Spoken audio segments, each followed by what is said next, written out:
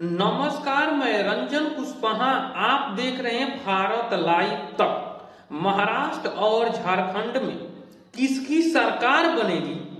23 तारीख के बाद एक बार फिर गठबंधन का खेल चालू होगा, क्योंकि जिस तरह खबर आ रही है कि अगर महाविकास आघाड़ी और महायुति लगभग बराबर या थोड़ा सा अंतर होगा, अगर महाविकास आघाड़ी में थोड़ा सा बहुमत से कम पहुंचते हैं तो गठबंधन का खेल चालू होगा और हो सकता है कि महाराष्ट्र में राष्ट्रपति शासन भी लागू हो सकता है, क्योंकि जब बहुमत नहीं मिलेगा उसके बाद कमान गृह मंत्री अमित शाह के हाथ में होगा और वहां पर राष्ट्रपति शासन भी लग सकता है।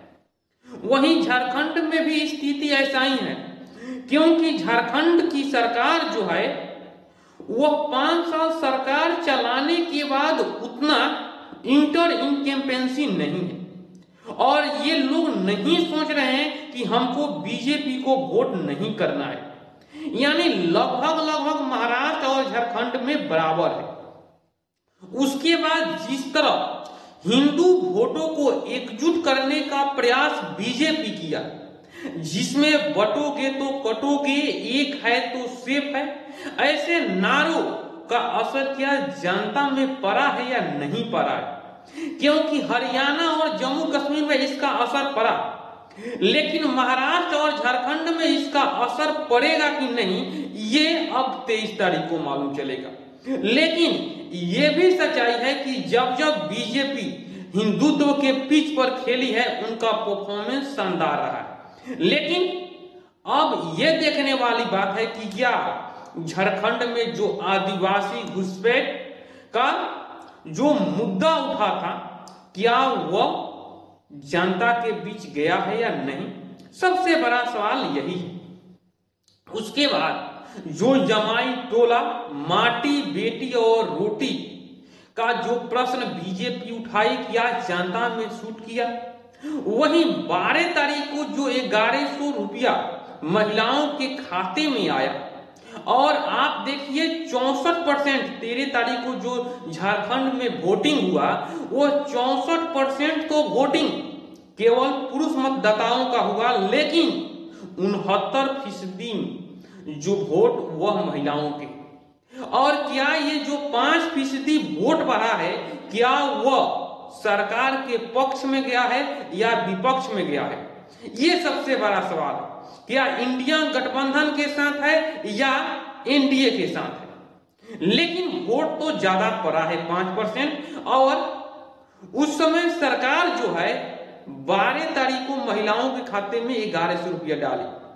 क्या इसका असर भी चुनाव में मतदाताओं पर पड़ेगा या नहीं, ये देखने वाली बात है।